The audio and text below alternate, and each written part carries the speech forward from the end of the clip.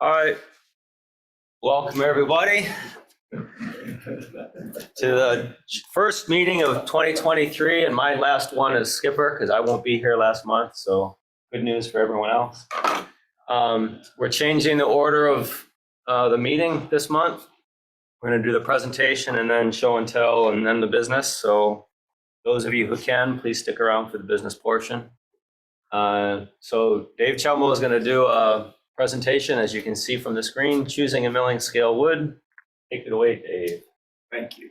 So, yeah, we're going to talk about wood today. And in terms of the talk, there's a bunch of PowerPoint. First half, I'm going to, for people here, pass around a whole bunch of wood because there's a lot of people joining by Zoom. I've got pictures of what I'll be passing around. And then for the second part, I could not figure out how to get my bandsaw and table saw and everything into my car. So we're going to deal with pictures of all that. You can kick Dave out of the model shop and use the tools that are in there. So goals of the next 45 minutes or so is we're going to talk about some wood other than what comes in the kits and or what you usually find at the hobby shop, and why I think there's some good things about using them and the good and bad things about the different kinds of wood. And then, because you can't generally buy it as script wood, if you buy into it being worthwhile as something to do, how you get it from the way it comes to a form that you can actually use it. So in my professional life, I give a lot of talks, and there's all sorts of continuing medical education requirements. One of them is that there be disclosures, and there's two sets of disclosures. One is usually when I agree to give a talk, I'm pretty comfortable that I know more about the subject than anyone in the room. I don't accept the invitation unless that's the case. And that's definitely not the case here. For most of the things I'm going to talk about, I can be pretty sure that there's somebody here who knows more about it than I do. And I want to leverage that and do this pretty interactively so that it definitely, if I say something wrong, if I leave something important out, people just chime in. And then there's the other half that are people who probably are where I was before I started doing this, which means, it's tons of stuff that 10 years ago I didn't know anything about. And I've tried to explain things pretty carefully. So if you're at that point, that this is useful to you as well. Also, I will be talking about a bunch of commercial products, tools. They're mostly ones that I picked. I have no relationship with the manufacturers. I picked them because I researched them. I'm generally happy with them. If I'm not, I'll tell you. There are tons of other good alternatives. I only bought one of each thing. There's lots of good alternatives out there, but I'll talk about what I'm familiar with. So the first thing is the why. Why do any of this? And we're going to spend a little while talking about that. And it's pretty straightforward. You get it in sizes that you can't get commercial stuff in. It's got some properties that are really useful, particularly color and the way that it works. And we'll run through all those things about a whole bunch of common wood that people are used about. So I don't want to imply that there's anything wrong with what's in the kits or what you get in the hobby shop. You can build beautiful things out of that. It generally requires a lot less tools. There are a lot of virtues about what's in the hobby shop. There's some limitations as well. The biggest limitation is size. Pretty much when you walk in, and if you're in a well-stocked hobby shop, you'll get something like that. Most have like one bin as opposed to four. And you get a bunch of stuff, usually basswood and balsa is what they stock, sometimes a little bit of walnut, and dimensioned by 32nds and 16ths. So you get a limited number of sizes. And you can tell from when you build a model shipways kit, you can get a lot of mileage out of the sizes that they have. But you can't quite get all the way. So if, what I build is, late 1700s British warships, and if you get down to the actual plans, and all this, the reason I build them is it's incredibly well documented. You've got the orders from the Admiralty, you've got the plans, and you can tell for framing it, you need wood almost in quarter-inch size, scale sizes from 8 inches up to 10.5 inches. And there's a little bit of distortion because I don't have a great camera. I take all my pictures by phone. But you can see how there's a whole, it makes a difference in what it looks like. The battens are where the steps are, so you can't see them so well. You can see them down here. But if your aim is to build this the way the ship was originally built, you need way more sizes than you're going to get from the hobby shop or from model shipways. I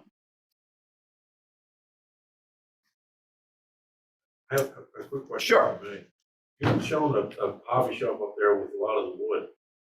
I'm on the south side. Is there a place around here to get wood local? So Denby Hobbies has some.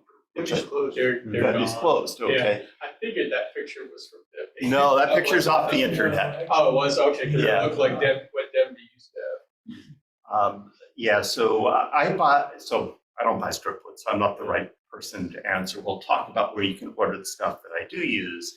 But people here are probably better. There's a lot of mail order places. Yeah, I just wanted somewhere you could I like to put my hands on stuff when I buy it. Yeah. There's less and less of that all the time. There's a couple hobby towns in Richmond.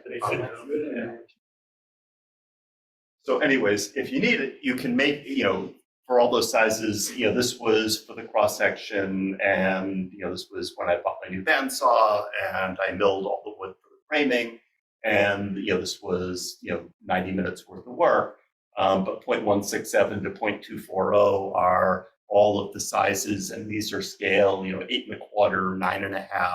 I mean, not what you're going to get when you divide by 32. The second thing is the properties. And, John Cheevers, when he gives his talk, he talks about, creating a compelling impression. And to me, this is kind of what I'm aiming for when I build my ships. This is from a Rogers collection. I can't get anywhere close to that. But, if you go back and look at the old Rogers, Admiralty models, a ton of it is exposed wood. I'm looking for wood that looks nice, which you could, basswood looks nice. You can stain it. I'm not knocking basswood. Holds an edge, and that's one of the things that's different. Basswood is soft, and if you're not careful how you manipulate it, you can get your fingernail or dent it and that kind of thing. If you clamp it too hard, it compresses. Durable. I mean, this model was probably built in about 1790, and the wood looks spectacular down the road. I'm not going to live that long, but I'd like to know for 10 or 20 years it's going to still look good. And this actually the woods that they use, particularly the European boxwood, actually look nicer over time.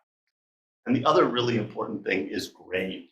Wood has grain, but when you scale down your big piece of lumber to 1/48 or whatever scale you're in, this is a beautiful piece of wood, but you don't want to see the stuff. It's distracting and it doesn't look right. If anyone can identify this particular piece of wood, I'd love to know what it is. I got it in an auction here. It wasn't marked. I made a base out of it. I love the color, but it's not really suitable for framing or using on a ship model, unless you're going to paint it. When you scale down 48 times, you actually magnified the grain 48 times. Exactly. So we're looking for wood that meets all of these criteria. The other thing that I like to do, and this is, Harold Hahn is credited for this, but there's no way he invented this. This how you look at inlay that's hundreds of years old, but taking different colored woods and instead of painting, and where I started out, I was doing plastic. The reason I got into ships is I was building plastic models and painting like crazy in a little tiny basement room next to the dryer and the cat litter box. So everything turned out furry. And so the reason I got into ships was you didn't have to paint as much. And when I was building my second kit, it was walnut and Tanganyika, and it's kind of grainy, but it's really nice wood. And I felt terrible about painting it, so I didn't paint it. And then I figured if I wasn't going to paint it, I should pick woods that would work better. And if you read Harold Hahn, like Ships of the American Revolution or the Colonial Schooner, or if you look at the diorama that's not on display, but they actually have some of his work here, that's what he does. So there's no paint on here. This is all natural colored woods. He's picked different colors that contrast, And I really like doing that. I have fun doing that. So that was kind of what I'm aiming for when I use a bunch of different wood. Sorry to go off on a tangent. Could you just say that the diorama is not on display? So it's in that room that was in the room that they're redoing. It was just beyond it. Oh, it's still there. It is. Okay, still be there. so it's moved. Or, It's always been there at the very end of okay, sorry. Defending the Seas Gallery. all right, Because so- when I'm volunteering in the booth on the rare occasions that I do, I always say, make sure you get to the far end and see that. Yes, I haven't made my pilgrimage to it lately. Yeah, I yeah. thought when they were doing the renovation. It's my favorite thing on the whole museum. Yeah, it's absolutely incredible. And, you know, this is built out of the woods that we're going to talk about today. Sorry. Oh, thank you. But like I said, we're doing this interactively. So what does he use? Well, first of all, what would we really like to use? And we talk about boxwood and those those Admiralty models, 1800s are built out of European boxwood. When we talk about boxwood, that's not what we're using. So European boxwood is, and this is a piece that I'll pass around, it is unbelievably tight grained. It takes forever to grow. It's hard to get in any sort of substantial piece. Mostly when you find it around here, it's basically a big bush or a very small tree. I found a single half log by accident a long time ago. This is amazing for carving, but it's really tough to get. And so I'll pass this around. If anyone's got a source of that for that, I'd love to hear about it. But it's not what we really use here. It's just you can't get it big enough sizes. So like my figureheads are carved out of it, that kind of stuff. But I use it really, really sparingly. What we really use, everything that people call boxwood, it's usually Castello boxwood. It's not really boxwood. It's a South American tree that looks a lot like boxwood. It's a wonderful wood. It's not quite as good as the real European stuff would be. And the reason people use it is this nice yellow color, very minimal grain, carves pretty well, looks beautiful, and it is pretty readily available. I'll pass this around.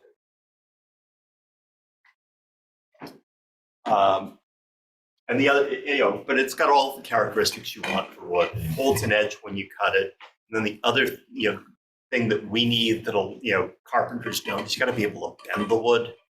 For most of the stuff that we do, it bends pretty well. Next thing is pear. Again, a lot of the woods we use are fruit wood because it tends to grow slow. Yes. Here's an American boxwood also. Was that the same as the South American? So the American boxwood is similar to the European one. Okay. But the problem is you can't get it in big enough pieces. Yeah. Somebody cut, I had a piece at home that somebody gave me a seasoning, and I'll cut it and see how it works. But it also didn't have that really nice yellow color. Right.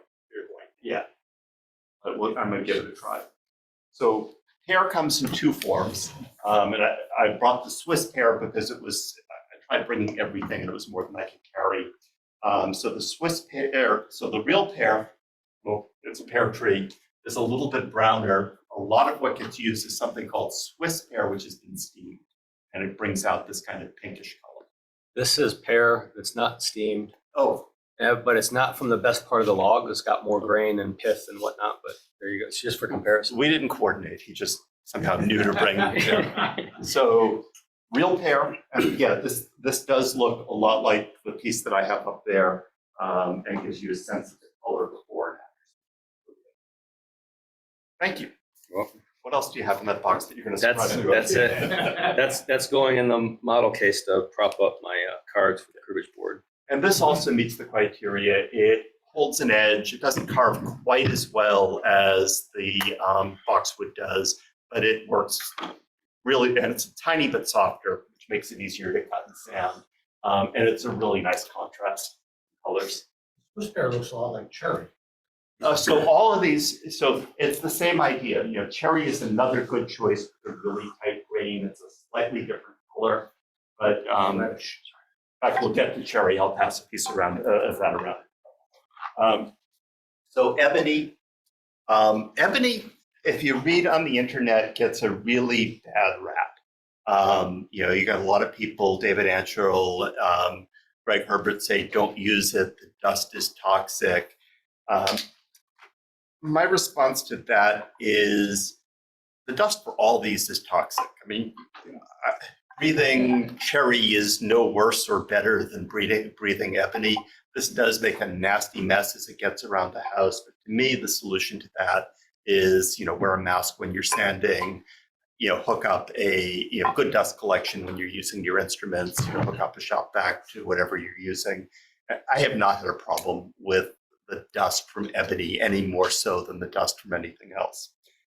Ebony is beautiful. It's this, really nice color black. It holds an edge, it carves. It's unbelievably hard to work with. If you're using hand tools, you need unbelievably sharp stuff. The biggest thing about it is, one of those properties we talked about, bending. Bending ebony is like bending a rock. It's brittle. It's very non-cooperative. You can, if anyone gets to the point where they have to do it, I generally cut it into laminations. Book yourself an afternoon when your wife isn't home, because the thing that has worked out the best for me is wrapping it in a paper towel, wet paper towel, putting it in the microwave, bending it a tiny bit, and doing that over and over again until you've got the shape. A lot of people, to avoid that, we'll talk about holly in a minute, take holly and they dye it black. And that looks pretty good, but to me, it doesn't quite look the same. You need more dollars. Well, remember, so we'll talk about that. Remember the quantities of the stuff that we're using here. So ebony is expensive. That is a really important point, but you don't need very much of it to build a 1/48 model ship, especially if you're using different colors and just using it for some trim stuff. I would not plank with it. It's just too hard to bend. Yeah, I mean, all of these, I didn't put dollar signs on them. None of these are expensive, are cheap. At the same time, if this is $40 a board foot for boxwood, but if you figure out what you're paying for individual strips of basswood, by volume, it ends up being a lot more. But it's a really important point. Holly. So holly's the opposite. Holly is this nice, plain colored white. And you could argue it's not realistic. No matter how much they sanded the deck, it never got this white. And that may be true, but I like the contrast. The other, it bends well, it holds an edge pretty well. The beauty of this is if you really want some color that you can't get from some natural wood, or you need something black and you're not willing to try to bend ebony, you can dye this. You can dye it, and it takes a dye extremely well. You can dye it to any color that you want. It's a little bit different in the other woods. I know that pear that you have, you cut down a tree and you have that at home, right? Mm-hmm. And you can do that with a lot of these woods. You can't do that with holly. The deal with holly is when you cut it down, if you want it to be that color white, it's got to be kiln dried, which is, I don't know, does anyone have a kiln big enough for wood logs at home? It actually has one. It doesn't actually need to be kiln dried. The issue is when you harvest it. It has to be harvested in the winter when the sap is run down out of it. Because I have both stuff that I harvested in the summer and stuff that I harvested in the winter. I'm told there's two issues. Yeah. There is the sap, and then there's this gray fungus that you can see in the picture on the right. Okay. So if probably depends on whether the tree has it or not. But if you kiln dry it, you don't get these gray spots. Okay. Well, apparently I don't have the fungus then. Yeah, which is fine.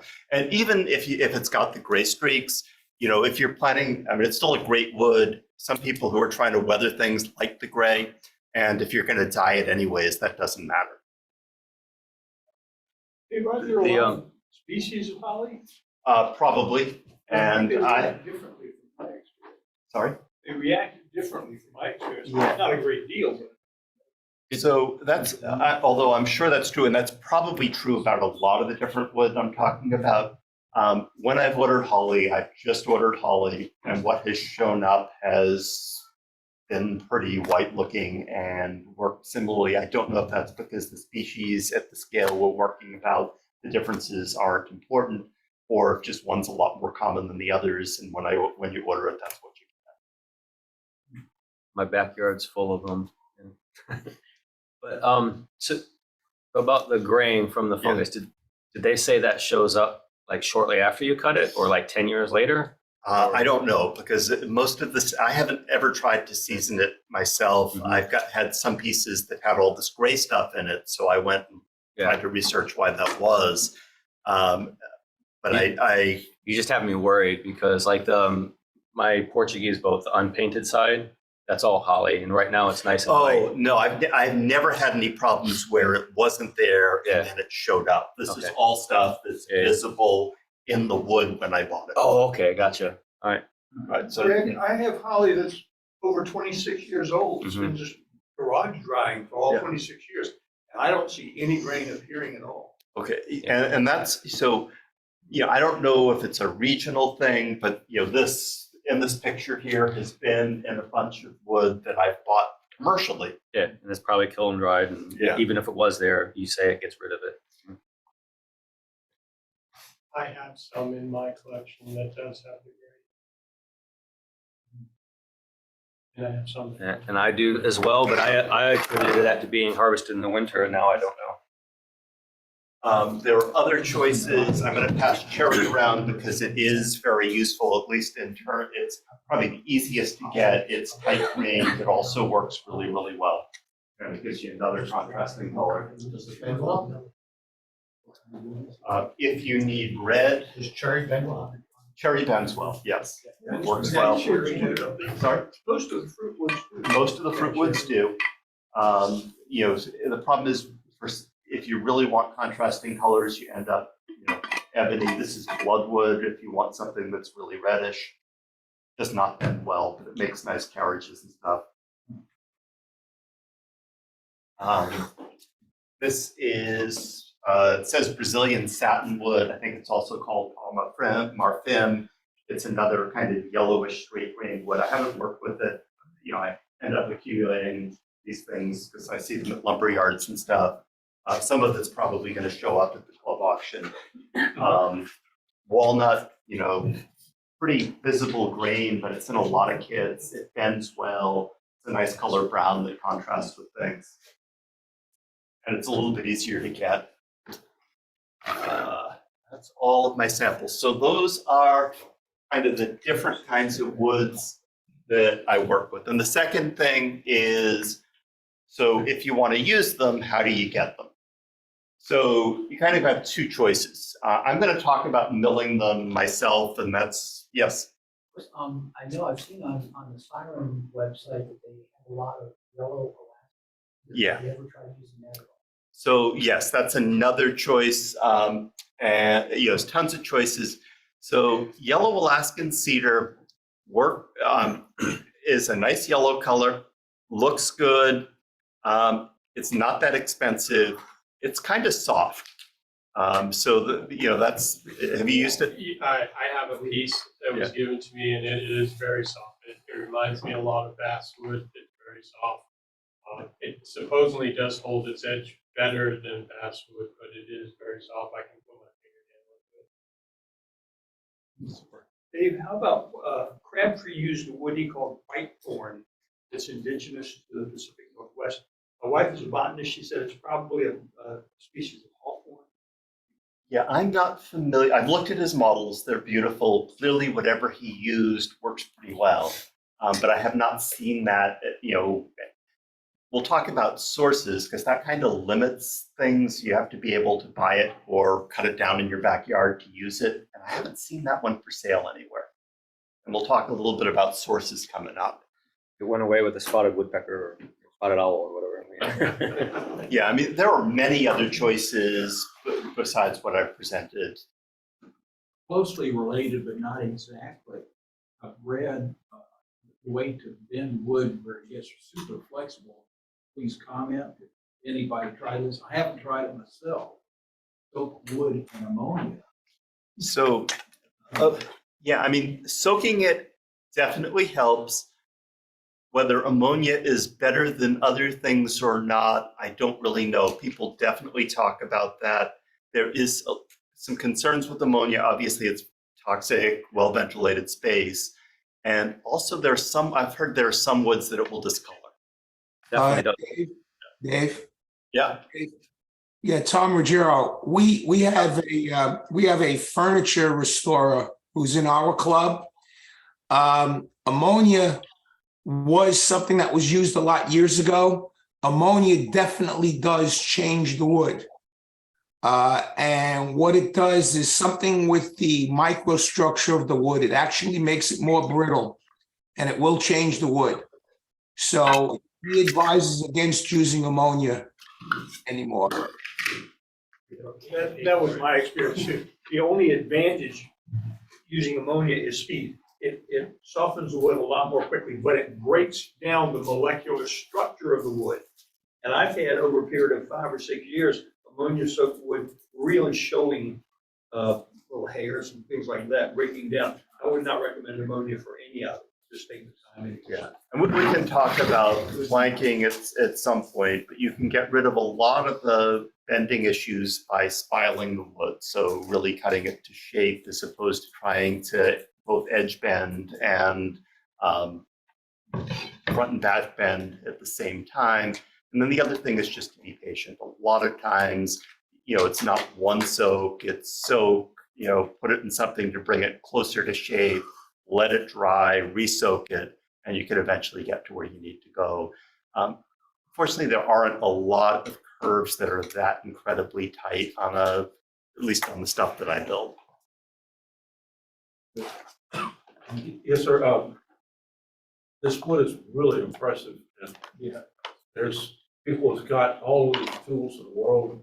We're talking a couple thousand. For those of us who are just getting started, okay, what's the step up from what we get in the kits? What should we invest in? So that's a great question. And, a lot of these are available in pre-cut sizes. What's the Hobby Mill was the old name of it, and somebody bought it out. And I think they're in New Jersey, so Tom may know.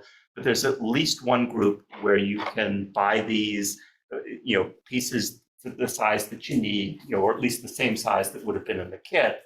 So, so you can replace some of the kit wood with these kinds of wood, and not having to mill it yourself. You can still use a hand. You don't need a ton of tools. But what wood would you recommend at my level? So I'm working on a Morgan, and this is my first one. Last night I stained the deck planking, and I've got the kit wood in with it, and I got a lot of splotches in this thing. Had not been subjected to anything beforehand. I pre-stained it and then stained it with it, and I still get these splotches of different colors and everything. interesting, because basswood, which is probably what's in the Morgan, that's a model shipways kit, is usually pretty good in terms, when you stain it. Usually a sanding sealer, and somebody who's done this more recently because the last model shipways kit I built was about 20 years ago. But sanding sealer. The other thing, if you're getting a lot of splotches, did you use super glue at all on this? No, what I did was I talked to some other guys, and they said that try staining the planking before you put it on. Oh yeah, that makes sense. You don't sense. have the glue in there that's going to change the color. So I've got all the deck planking laid out. I pre-stained it, and then I stained it, and I still get a lot more splotching of different colors than what I anticipated. Yeah, so we may want to talk about, or somebody who's stained basswood recently may want to help you, because that may be more,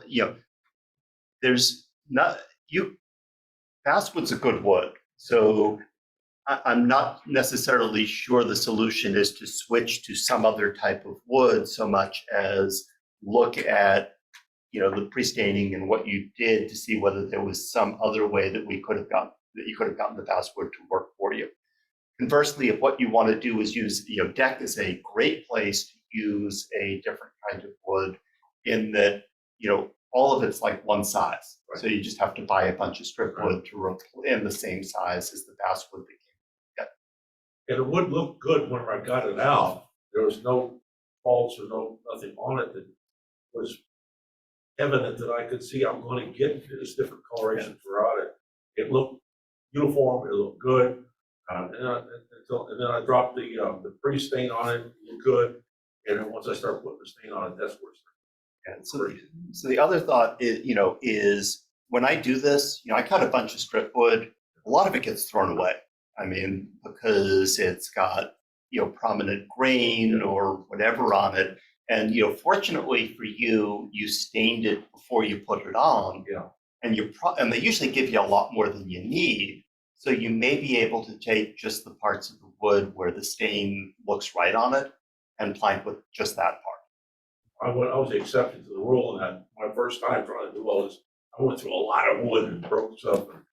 Oh, that's the other advantage of what I'm talking about here is, I mean, there's no limit to how many mistakes you can make. That's good for me. Right. The beauty of milling wood is, I mean, some of those camp frames that you saw that are on the cross section that were bent into, that had to be shaped in 3 dimensions. I probably did those 10 or 12 times before I got them the way I wanted. And the beauty of this is you just, if you run out a piece of wood, you run another piece through the bandsaw. I mean, I'll show you how you make it, but it's like Walmart. It just keeps restocking to order. You just keep making more, and it gives you a huge amount more flexibility. So, in terms of getting the wood, you can do one of 2 things. You can call, you can get on the internet and you can order it strip by strip. Not inexpensive. We talked about tooling, and there's a ton of tools. But if you're going to build 4, 5, 6 models, and you're going to try to order this by, strip by strip, at some point it becomes cheaper to have the tools. Usually, at least here, we don't think about tools, cost, benefit. Most of us just love having tools. But milling it, and we're actually going to walk through that. It does require a fair amount of tools to start with a big block of wood and end up with a strip the right size. There is an in-between where if all you want to purchase is a small table saw, you can buy the wood as sheets and then just cut your strip wood to size. So let's talk about the milling part. And this was in the Christmas logbook. But this is really what, I thought it was kind of funny, and then I realized it's what we're talking about. We're not going to talk about starting with a log. We're going to start with seasoned unmilled wood. And what we're going to do is get from, and this was the Hannah that I built before I started working on it. I put a picture of the wood that I bought and the plans next to it, and milled it into strip wood. We've all seen strip wood. I don't need to pass that around, and ended up 7 years later with the ship. And what we're going to be talking about is this first arrow here. And so where do we get the wood from? So I use a couple sources. My favorite when I lived up in Boston was a place called Righteous Lumber. And it was mostly a furniture place. So it was mostly, burls and stuff with incredible grain that would look beautiful as a coffee table or a dresser. Sorry. It's called Righteous Lumber, and it's on the North Shore in Massachusetts. And the beauty of it was 2 things. One is they had a great selection of stuff. That's where I got the half log from. And it's also about 7 or 8 miles from Woodman's fried clams, which are the best fried clams in the world. So I would drive up after I worked overnight. I would pick out some wood that I probably didn't need and still haven't used up. And then I'd go have some fried clams and I'd drive home. Model Lumber Yard, that's the one I was thinking of, is the place that you can buy it pre-cut, and they will sometimes sell it as blocks. I bought some holly. And then the place that I found the best is Gilmer Wood. This is their website. They're in Oregon. And you can go around their website. They've got all sorts of neat stuff on it. Generally, if you need wood for a model ship, I would not advocate buying it from their website. I would advocate calling them. They were unbelievably helpful. No money, just very satisfied customer. You know, I called them and said, I build model ships. I'm looking for some Castello boxwood. I'm having trouble telling from the pictures how prominent the grain was. And the guy's like, don't buy that. Wait, I will call you when our next shipment comes in, and I will pull out some stuff that is really tight grained, and it will work perfectly for you. And about 10 weeks later, at which point I'd forgotten I'd ever called them because I was bogged down on the ship I was building and realizing that I wasn't going to be building the next one the next year like I thought about. It was going to take a lot longer. And I got this call, and what they shipped me was absolutely spectacular. It's also kind of funny watching the UPS guy as he's carrying a shrink wrap 8-foot 2x4 into your house. But that's where I've been getting most of my wood most recently. You ever been to Yukon Lumber in Norfolk? I have not. I want have to go. more lumber right now than I'm going to be able to build. Ever been there? I've heard of it, and I want to be Yeah. doing some half holes in the near future, and that's where I intend to go. So, But I haven't interesting been. selection of woods. It's rough hewn. Yeah. And would be pieces, but there's some. So rough hewn, thank you for that, because that's where we're going next. So what does it look like when you get it? So a lot of times it is rough hewn. What do I mean by rough hewn? So the Swiss pear that I've been passing around started life as a 8-foot length of 4-4, slab. Okay, so I was trying to sneak this in my house without my wife noticing when the kids were small, and they're like, "Why is Dad carrying a tree slice that's 8 feet long into the back door?" But you notice a couple things about it. It's the shape of the original tree. It's got really prominent bandsaw marks, and it's not flat. So those are all the things we're going to have to deal with as we're getting this into strip wood. So a couple pieces. One is we talked before about quarter saw, rip saw, flat saw. John, when he was talking about making hulls, made a really important point about why quarter saw was better for that.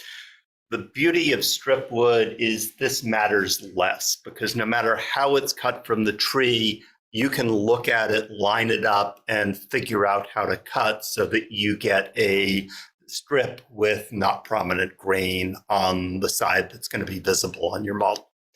So quarter sawn if you can get it, but for instance, the basswood that I got is pretty much flat sawn, but the way we end up slicing it, it'll look quarter sawn and not very grainy by the end. In terms of thickness, they usually call it 4/4, it's usually in fourths. 4/4 is, if you finish milling, it should be an inch of good wood at the end. I made a mistake by not buying thicker at the time. 8/4 or 12/4 is a lot more efficient to work with. With the 4/4, you end up having to, stand it up and slice this way a lot, and it's a little bit harder to work with.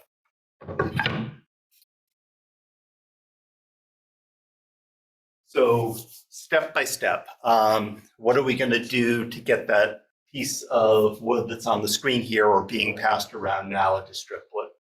Well, ideally, we'd like to start with 2 flat sides, and I'll talk about how we do that. It turns out to be less important than we think about it. From that, we want to slice a billet, which is something that's going to end up being the thickness of the sheet that we want to cut. We need to sand that into an actual sheet, and then we need to cut that into strips. And we're going to walk through step by step and how we do that. So the first step is 2 perpendicular sides. And, how do you get that? Well, sometimes, like when some of the stuff, the boxwood, comes that way. But a lot of times, even if you start that way, as you're bandsawing, it ends up over time, repeat error, it ends up not being flat. So you want a way to end up flattening it again. You can hand plane it. we're talking about $1 zillion. Well, not $1 zillion. These aren't that expensive, but power tools.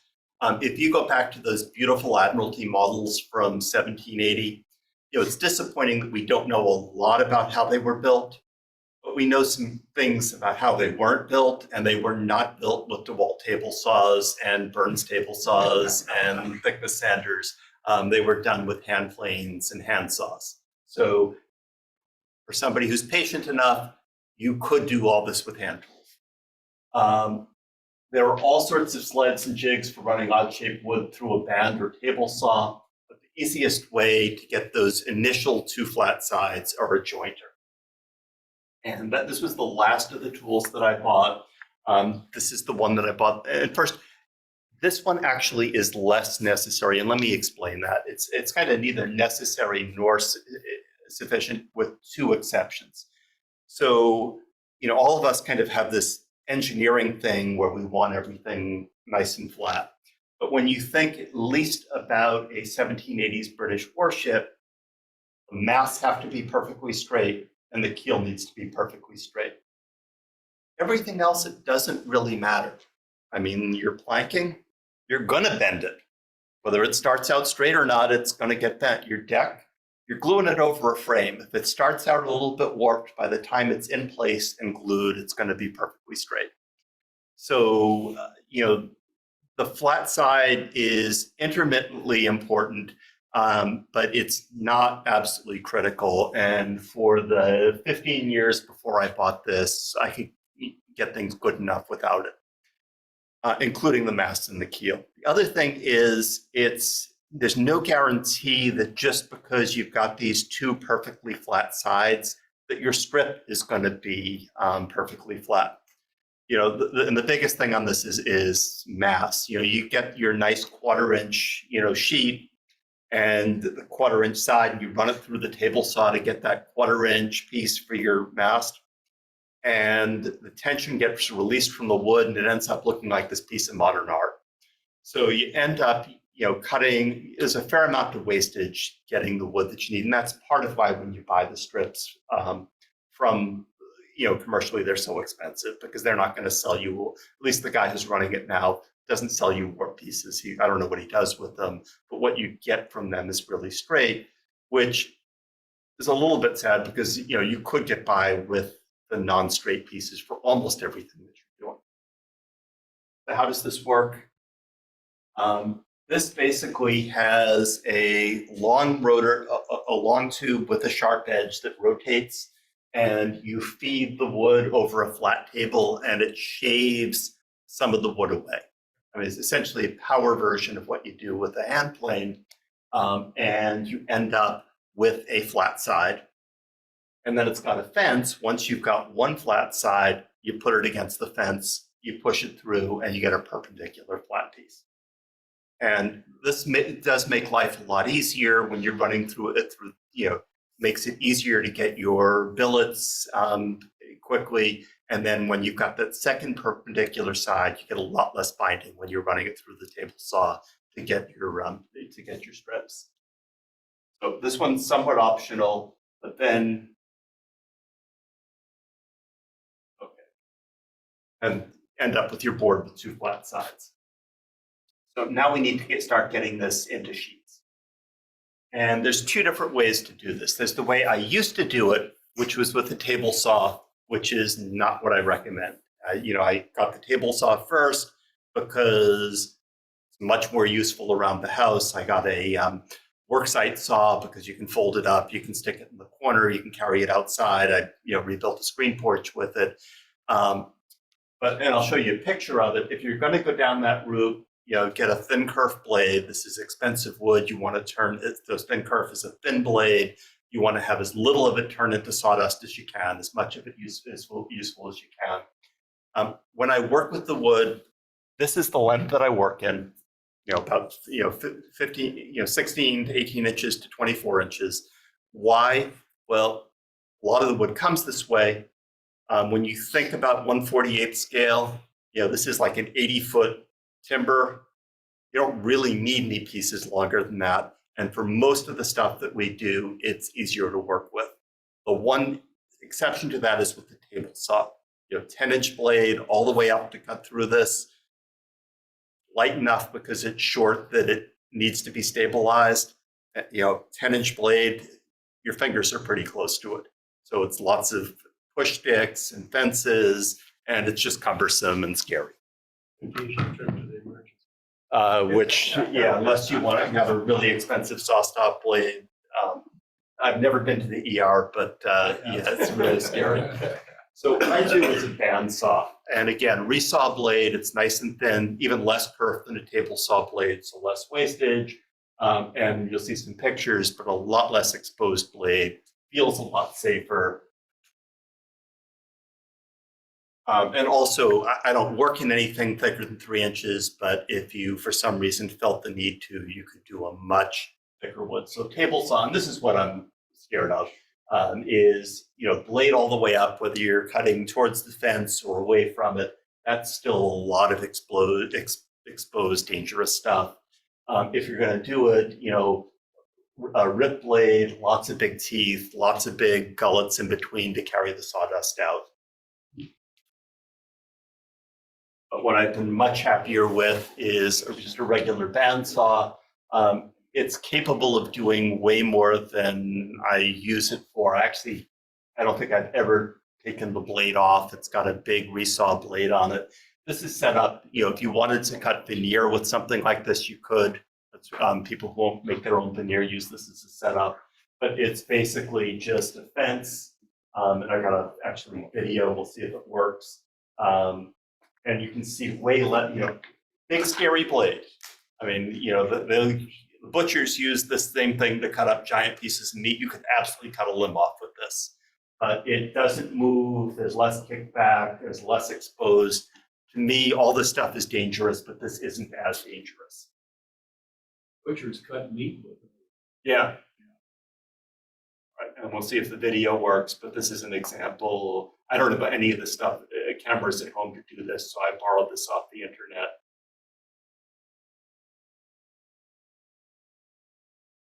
But you can see, piece of wood, actually more than 3 inches, similar blade, and goes through pretty simply. It was only about 20 seconds long. Dave, when you cut yours on the bandsaw, the piece that you're trying to bring out, is it against the fence? Or It is. It is. Yeah, I've seen people do it both ways. The beauty of doing it during the fence, so most of the time you're just cutting one piece because one piece turns into a huge amount when you're building a model. But if you ever want to cut more than one, you don't have to change your setup. Hey, Dave. Yeah. Just wanted to tell you, we've got at Nautical Research Guild, Kurt Van Dam. He has a safety lecture on table saws. And one of the things, he used to be in fire rescue as well. And he tells a story of someone who was cutting a 2x4 up against the rip fence. And what happened is the part up against the rip fence let go and impaled them against the wall. And so no commercial intent here, but Nautical Research Guild, when you get down to cutting strips, they have a fixture where you will be always cutting where the piece that you're cutting off is always on the left side of the blade. Right, so I've seen that, and I have that for my table saw, and we'll get to table saw next. Band and table saw are a little bit different, and one of the other things is you see that you don't stand behind it, so if it does kick back, it impales the wall and not you. But everything I've seen on the band saw, particularly when people are cutting veneer and really thin stuff, I have not seen anyone cut opposite the fence. You get way more stability, especially with the band. The difference between this and the table saw is this band blade flexes a little bit. So I think you need that stability of cutting the thinner slice, on the inner side. It also does not have this. I'm incredibly careful with all these, but and it's had all the issues you're talking about with kickback on the table saw. Bandsaw behaves a little bit differently. Okay, But for the table saw parts that we're talking about, including the little burn saw, oh, I 100% agree with you. Try to cut away from the fence if you can. Don't be standing behind it. Eye protection, everything you're saying about safety, absolutely. Bandsaw cuts straight down. Yeah. Table saw cuts this way. Anything you put between the fence and the blade is a projectile. You want the bigger piece of wood over there. The piece you want on the cutoff side. I'm on my own. That's the way you have to do it. I'm sorry, we're talking band, table, or both? I'm Table sorry, saw. switch from to the table saw. Yeah. So the other thing with the table saw is you're pushing on it, you get a soft spot in the wood. Definitely always want to use push sticks. And even with the bandsaw, I'm using feather boards and more push sticks. I don't trust anything. My wife was a nurse. Yeah. She's all me. No, I mean, tons of, all of the safety stuff that you were thinking, and this is why I got away from the table saw for ripping thin strips, and went to the bandsaw. And you're right, the point about the blade going down instead of up, that's probably why the kickback is such less of an issue. It'll still kick back, but it's Yeah. a whole lot less. And push sticks whenever possible. But the beauty of with the table saw, you're and a small piece of wood like this, you've got blade almost the entire piece. With the bandsaw, you've got 3/4 in the middle, and there are tons of places where you can have your hand 8 inches, a foot away from the blade. And so I'll generally, I won't have my hands within about 8 inches of the blade, but push stick with on one end, fingers on the other. I would be out of work for a long period of time if I couldn't use my hands. I value having all my fingers. That's a good thing. Have you ever considered buying a second fence and running the wood between two fences? So usually it's not a fence. Usually use a feather board on one side. And yes, when I was doing it on the table saw, I did that all the time.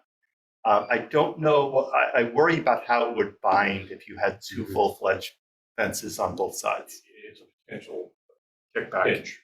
Yeah. And you end up launching 2 pieces of wood. Yeah. Or exploding. Yes. All right. So now we've got our billet. So what do I mean by that? And I'm going to pass this around. There's a picture on the board. And this is, so you've sliced a piece off. So you've got flat but bandsaw marks on the other side, on one side. And this actually is the last piece that's been slid off. So we've got flat bandsaw marks, and then this was the other edge of the piece of wood. And so and you'll notice a couple things about it, rough on both sides. And then up here, it's not a uniform thickness, and we need a uniform thickness. The next step, something called a thickness sander. And this is the Burns one. There's the Micromark one, which I know we auctioned off because it was part of my dad's stuff. There's a Preact one that I used to have, which is just like this, but with a smaller motor that got auctioned off last year. So I know a couple of you have these. But it's basically a big drum and a flat plate, and the plate adjusts. So there's this thumb screw here that by tightening, you raise the plate, creating less space between the between the drum and the plate. And what happens is you feed this through, and it sands off the top, and you do it gradually, very therapeutic. I do it after I take call, a little bit at a time, and you get the side flat, and then you flip it over and you smooth out the other side. And another borrowed video. But you can see person feeding it through. It's hard to see, but it's a tiny bit thinner when it comes to the other end, and it's uniform all the way across the top. And you take your micrometer and you take it off a few thousandths at a time until it's the thickness that you want, and you can make it any thickness that you want.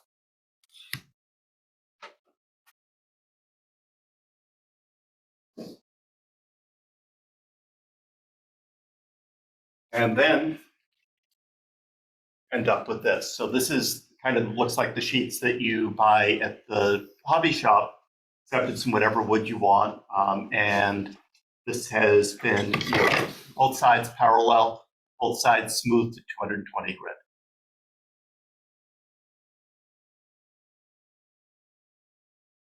And you take your table saw and you slice it up. And I've done it here, showing it near the fence. I have the new rip cutter that the NRG says. I haven't tried it very much. I haven't tried it since I got it. I got to admit, I have not been in my shop working on this over the last few months. The most helpful thing about this, two things that you need to know. One is this micrometer adjustment is really, really helpful. So this lets you adjust the fence down to thousandths of an inch. Okay. And then the second thing that's really helpful is it's really important what size blade that you use. And Jeff Hayes, who used to run Hobby Mill, kind of published what he did. And this you can download from the MSW website. But there's pretty good guidance depending on the thickness of the sheet that you're using, which blade to use, meaning thickness and how many teeth, and makes a big difference using the right one. The other thing is the blades do get dull over time and you end up needing to intermittently replace them. But you can end up doing these. I usually just cut what I need when I need it, but you still end up with lots of, storage becomes a problem. It's usually easier to cut a new strip than go back and find the scale, 3 by 4.5 inch piece that you used for a binnacle, a year ago. But, the beauty of this is, get kind of, both the colors and then able to dimension it any way that you want. I mean, you can see, you can see the number of colors and sizes that you really need if you want to try to build something truly to scale. And this gives you the flexibility to do it.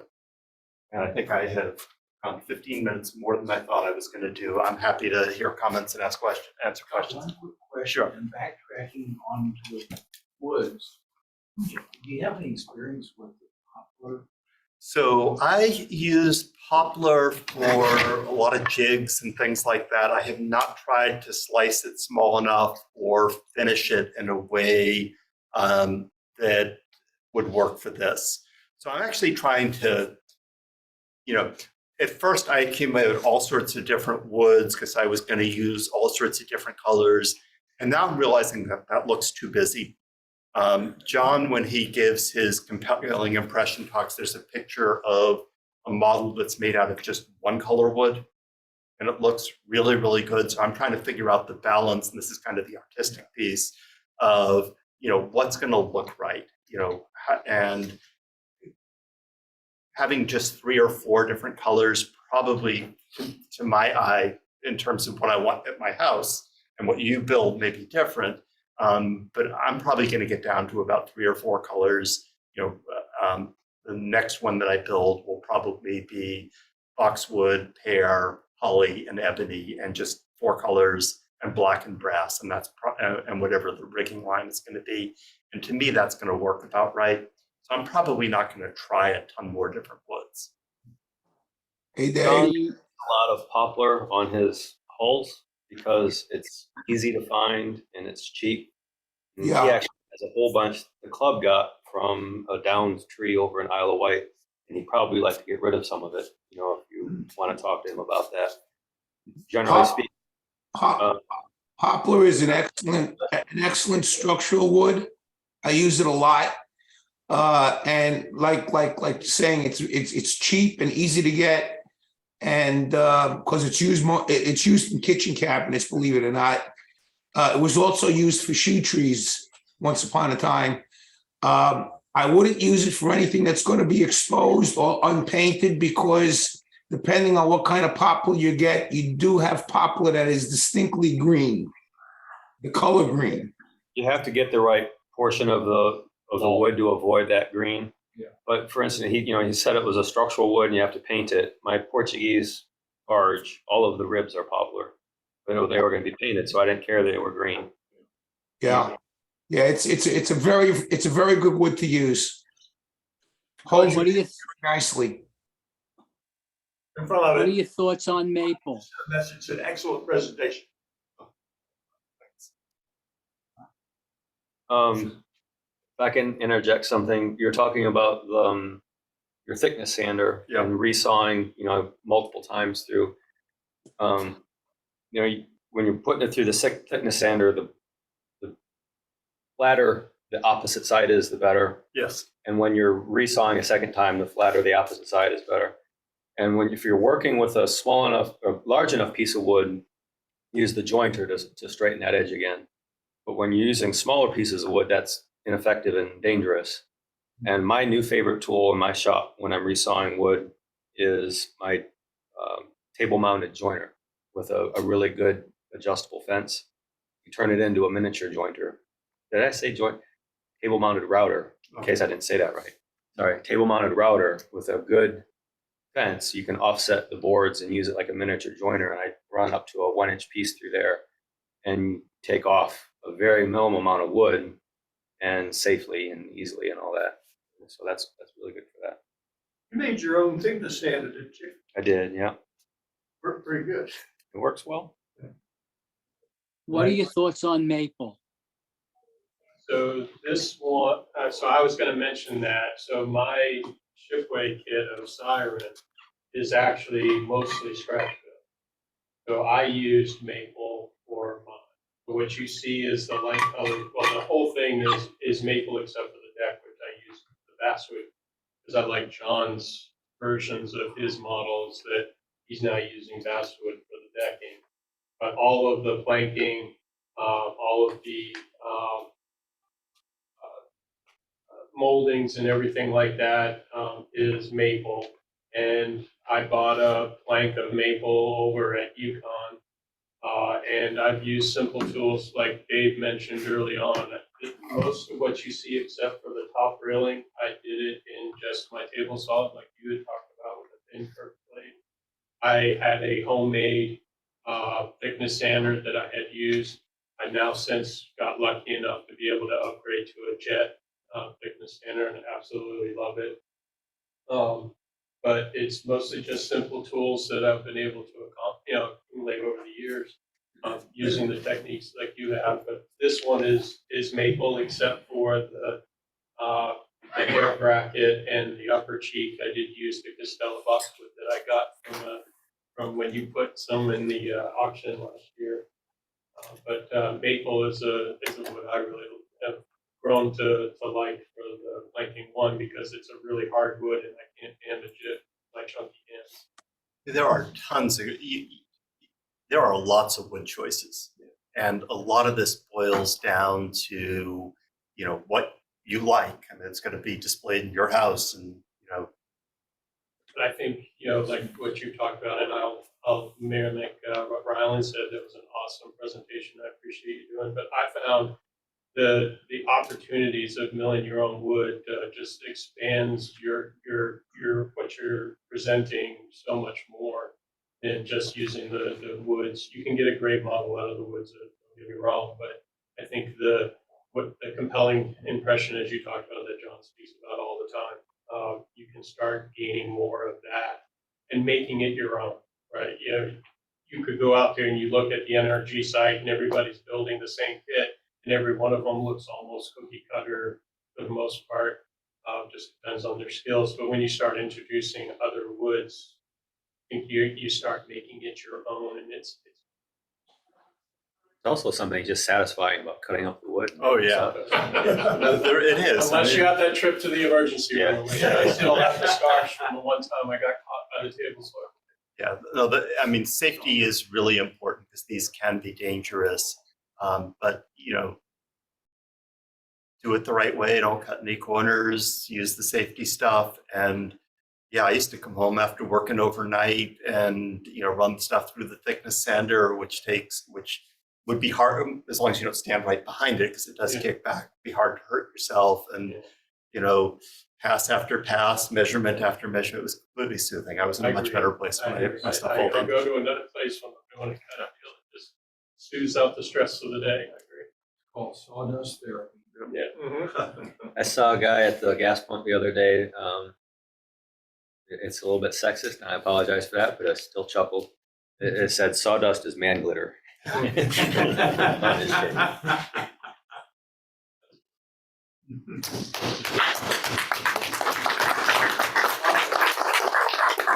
Greg, can you put up the comments again? There was two of them. They both said excellent presentation. Thank you. I think it was a third one. Oh, there is a third one now. Yep. Excellent presentation. Thank you. Excellent. Thank you. I learned a lot. Excellent presentation. And we all agree. Thanks, Thank you very much. Awesome. Very good. Okay.